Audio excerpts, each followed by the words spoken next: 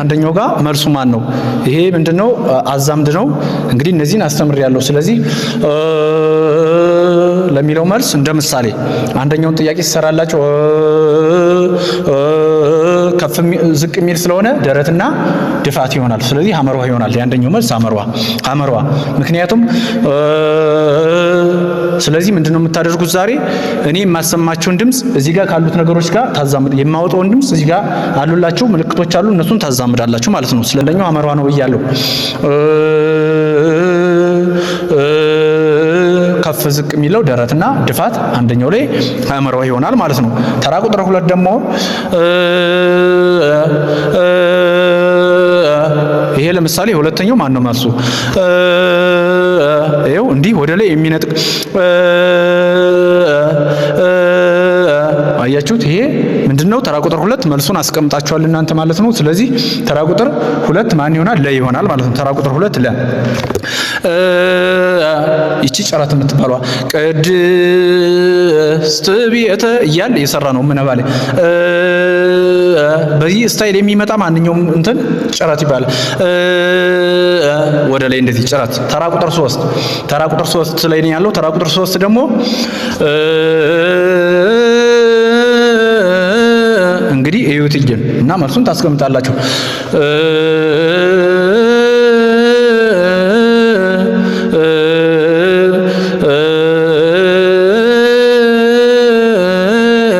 አያችሁት?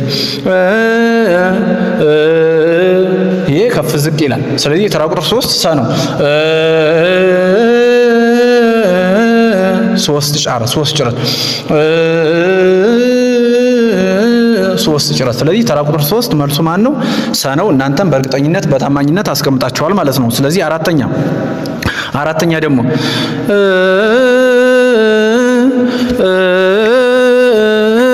እንግዲህ ይህን ድምፅ አሰማችሁ። ይሄ ምን ይባላል? ምንድነው የሚባለው?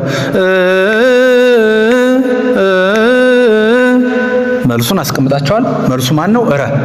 ይሄ ምንድነው? እረክርክ ስግ ሰብህ። ይሄ ሁለት እንዲህ ብለው እረክርክ ይባላል ማለት ነው። ይሄ መልሱ እረ። የአራተኛው እረ። አምስተኛ ተራ ቁጥር 5 ደግሞ በጣም አሪፍ። ተራ ቁጥር 5 የሚል ድምፅ አሰማው። እንደዚህ ማን ነው? መልሱን ሰርታችሁታል። በእንቆሰን ፔር የሚል በእንቆሰን ፔር መልሱ ማን ነው? ሸ ማለት ነው። ሸ። ይሄ ሸ በእንቆሰን ፔር ለአምስተኛው ሸ ነው። ምክንያቱም የሚል ድምፅ ያሰማችሁ። ስለዚህ በእንቆሰን ፔር ይሆናል ማለት ነው። በጣም አሪፍ። እሺ ተራ ቁጥር 6 ደግሞ የሚል አለ። ተራ ቁጥር 6 ተራ ቁጥር 6 ይሄ ማን ነው? ምን ይመስላችኋል? ይሄ እንደዚህ ጸልዩ የሚል 30 የሚለውን። ስለዚህ ተራ ቁጥር 6 መልሱ ሀሌታ ይሆናል ማለት ነው። እናንተም ሰርታችኋል በእርግጠኝነት። ተራ ቁጥር 6 በጣም አሪፍ። ተራ ቁጥር 8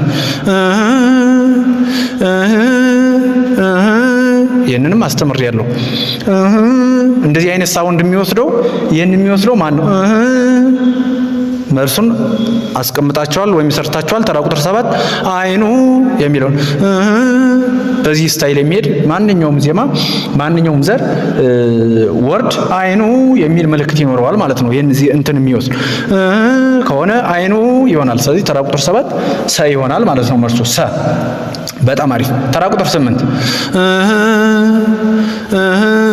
ወረድ። ይሄ መጨረሻው መልስ ነው። ቡበይ ተራ ቁጥር 8 ማን ነው መልሱ?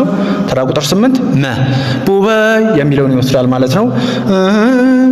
ቡበይ አይኑ በእንቆሰን ፔ ቡበይ በዚህ ልክ ነው። ስለዚህ ቪዲዮውን ላይክ አድርጉት።